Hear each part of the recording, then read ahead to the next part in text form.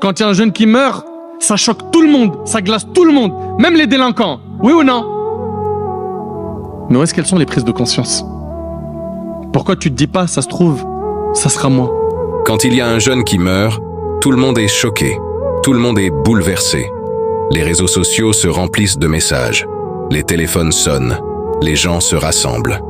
Même ceux qui sont loin de la religion ressentent quelque chose dans leur cœur. Même les délinquants, même ceux qui vivent dans l'insouciance, même ceux qui passent leur temps dans les péchés s'arrêtent un instant et se disent « c'est grave ». Parce que la mort possède une réalité que personne ne peut nier. Elle rappelle à chacun sa faiblesse.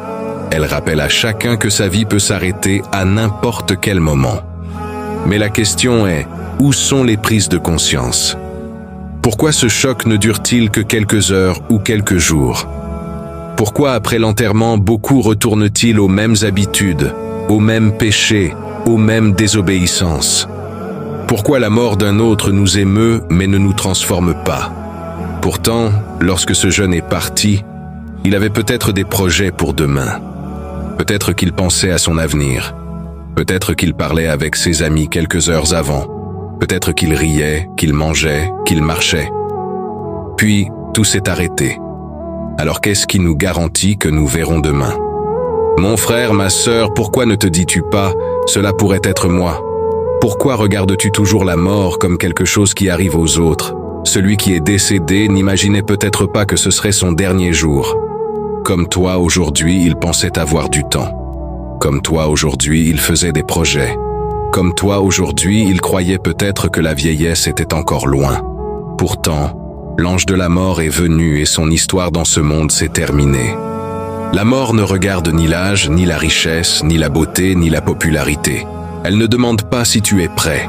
Elle ne te téléphone pas pour te prévenir. Elle ne t'envoie aucun message.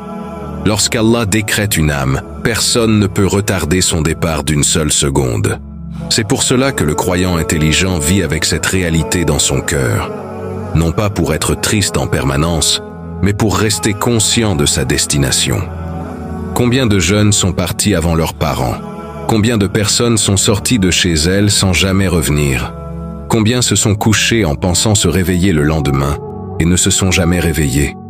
Chaque jour, les cimetières accueillent de nouveaux habitants. Chaque jour, des familles pleurent un proche. Chaque jour, quelqu'un quitte ce monde pour rencontrer son Seigneur. Et pourtant, nous continuons parfois à vivre comme si nous étions immortels. Si aujourd'hui était ton dernier jour, serais-tu satisfait de l'état dans lequel tu te trouves? Si cette nuit était